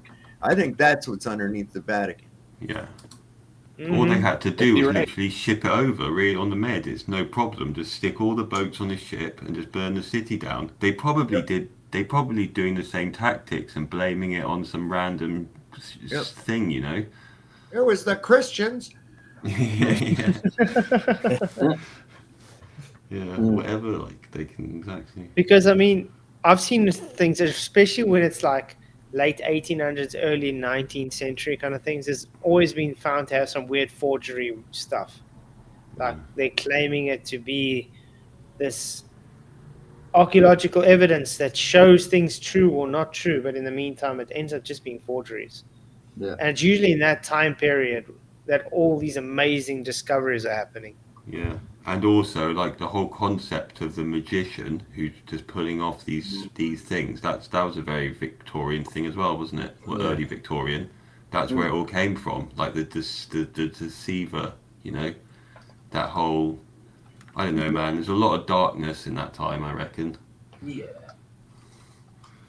Yeah, for sure. Well, let's don't go backwards, guys. Let's go forward. That's it. Mm-hmm. Okay. It was just electric. So this late 1800s was a exciting time in biblical studies. So 2 years later, he brought it all together in a volume called The Babylonian Genesis. And this introduced to the world two accounts. One is the Epic of Gilgamesh, or Enuma Elish, which is the opening words of it in Told you, Gilgamesh. Yep. Woohoo! Up to 4K likes on TikTok. Thank you very much, guys. You are rocking. Yeah, TikTok is on it. Yeah. They like going full on now. It's good to see you guys and everybody in YouTube lands as well. Thanks. I think we got like 50 likes. So thank you very much. I think they're going to have it banned here by next year. Oh boy. Because they don't want to be, because these Chinese are spying on us and stuff with that, right? Yeah. And if it's not just satellite balloons, it's TikTok. It's not Facebook. Don't spy on you. No, not that. No shit. No, it's Facebook. Even though it was developed by DARPA, it's not. It's not spying on you at all. Those dirty One thing Chinese. About my Facebook account, every time I share ladder stuff, I lose followers. Yeah, no doubt. Yeah. Well, yeah, I all almost the lost my daughter. Wow. I'm not liked anymore. Just couldn't believe it when I shared the 5 videos. It was like, can't believe I came from you. Kids. And then the Atrahasis epic. And so the Babylonian Genesis, a volume in 1800s, I think it went through like 13 printings. I mean, this thing was going hotcakes in Europe in the late 1800s. Yeah. No one had ever known about this stuff before. Right.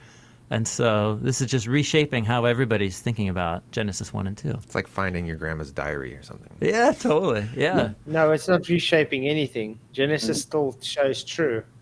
Yeah. Oh, notice, guys, we still haven't really seen him show how it's false. How it's falsified. Not at all. We didn't get all the way into it. I mean, mind you, we got nearly halfway into it, but yeah, he hasn't. Not so far. But the argument so far is they were dumb because they were, old civilization, and because it matches the Babylonians and Egyptian cosmology, therefore it's borrowing from them, so it's false. That's the actual argument they're presenting. Yep. So, nah, sorry to tell you, but guys, that's just nonsense. Doesn't even help to go on because that's what we can probably go through the whole time. Yeah, we usually find that they wait till the end before they start even saying anything about it, and even then. It's always like at least 3/4 or more globe bullshit propaganda, and then you get to the end of it, and it's like blah blah blah, blah and it's nothing. You Then know? yeah, exactly. It's insignificant. Yeah. Yeah, because you think they're going to present something with a value, but Yeah, the thing not is, really they can't. anything. That if they know that as soon as they try and start making any genuine argument, then all the gaps will be seen, and they'll So they generally just try and tell little stories, and he's like, oh yeah, back then they had these beautiful books, and wouldn't it have been wonderful? And he's just veering away from the facts of the case, or any case he's trying to make. The original thing he was stating was, what was it again? His original preposition. Yeah. It was that the ancient cosmology isn't flat Earth or something, or what was it? Yeah. He was saying it was. It makes you lose sight of what the hell his point even was. Exactly. Yeah. I think that's It's very whole confusing. Yeah, he's not really making a coherent point, though. That's the whole point. It's like he's jumping around and trying to clutch at any straw he can to try and say, okay, it's not flat. That's it. But he's not really giving an actual argument why. No, it's more like he's arguing for it because he's explaining how all the cultures knew about it as like a total common sense thing that like a 5-year-old would know. It's like in every single old text and map and everything. But he's told a historical story, but no, man, he hasn't actually made a point for himself, really. He hasn't, like you say, I don't know, it's weird.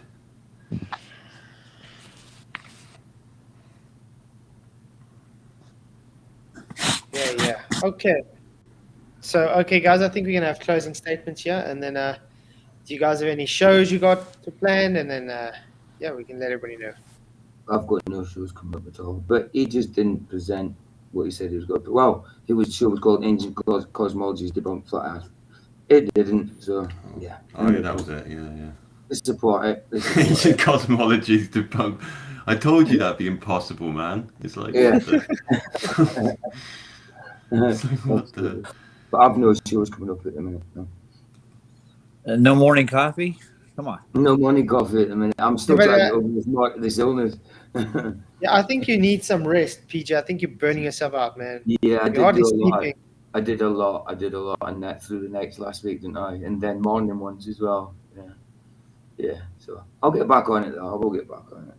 But yeah, guys, do subscribe to PJ's YouTube and his TikTok channel, especially if you like fishing.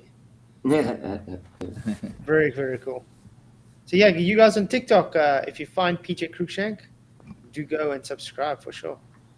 I don't know. So Flatslate, are you going to cut 11 frames out of this show? I'm going to cut 11 frames of every show. How's that? That'll do it.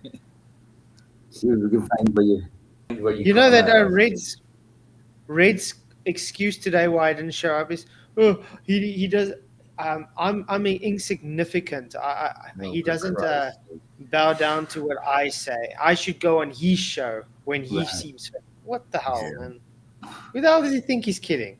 Wow. These guys really do think there's something else, man. They really do. He's a damn plumber that can't get a job. He has to keep going around everywhere to get jobs with plumbing. And he wants to claim he's this intelligent guy and he doesn't understand. Plumbers need to have containment to have pressure. Yeah. Guy's a total idiot. Right. Well, I'm surprised you haven't wrote a poem about your 11 frames, neither. I told Red. I actually told Red. He's like literally laughing. It's a joke.